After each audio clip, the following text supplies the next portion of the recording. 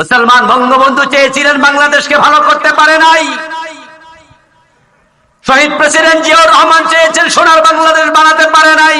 এরশাদ পারে নাই, খালেদা জিয়া পারে নাই, শেখ হাসিনা পারে নাই, পারবে না কেউ। নবী মুহাম্মদ 23 বছর পারে নাই, কারণ তখন কোরআন ছিল না। পরে 23 বছরে কোরআন এসেছে, সমাজ পরিবর্তন হয়েছে। বাংলাদেশ পরিবর্তন করতে চাইলে আল্লাহর কোরআনের আইন দরকার আছে না?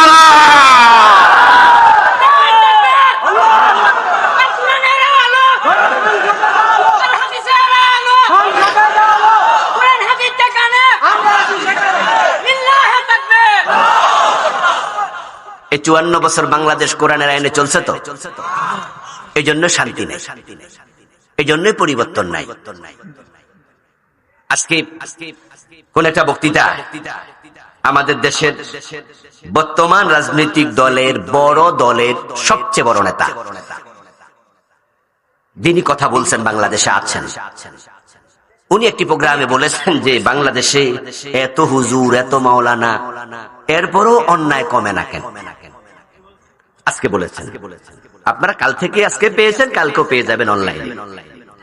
উনি বলেছেন যে বাংলাদেশে এত হুজুর, এত মাওলানা, এত মাদ্রাসা, অন্যায় কমে না কেন? আমরা উনার কাছে জবাব দিতে চাই, নেতা, অন্যায় না কমার কারণ হুজুর আলেমরা আছে মসজিদে আর মাদ্রাসায়। ওই আলেম যারা, তাদেরকে আল্লাহর কোরআন নিয়ে সংসদে ঢুকতে দাও, কোরআনের সংসদ বানায় দাও, অন্যায় বাংলাদেশে থাকবে না। কোরআন তো আছে মাদ্রাসার মসজিদে, কোরআন কি সংসদ ভবনে আছে? কোরআন কি হাইকোর্টে আছে? কোরআন দিয়ে সুপ্রিম কোর্ট চলে, জজ কোর্টে বিচার হয়, অর্থনীতি চলে, কোরআন দিয়ে সমাজনীতি চলে। কোরআনের আইনি বিচার শুরু করে দাও, চোর ধরে হাত কাটা শুরু করো, দেশের আর কেউ চুরি করতে সাহস করবে না।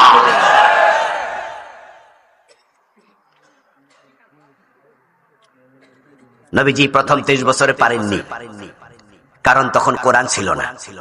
17 বছর বয়সে কি কোরআন পাইছিল? আর 30 বছর বয়সে পাইছিল না, বয়স 40 বছর 6 মাস, তখন কোরআন নাজিল শুরু হয়। কোরআন যখন প্রিয় নবীজির কাছে এসে গেল, তখন তিনি কোরআনের মাধ্যমে মানুষকে এমন ভাবে দাওয়াত দিলেন, তিনি নিজেও ওহির বাহিরে বলতেন না, ওহির বাহিরে করতেন না, ওহির বাহিরে নিজেও চলতেন না।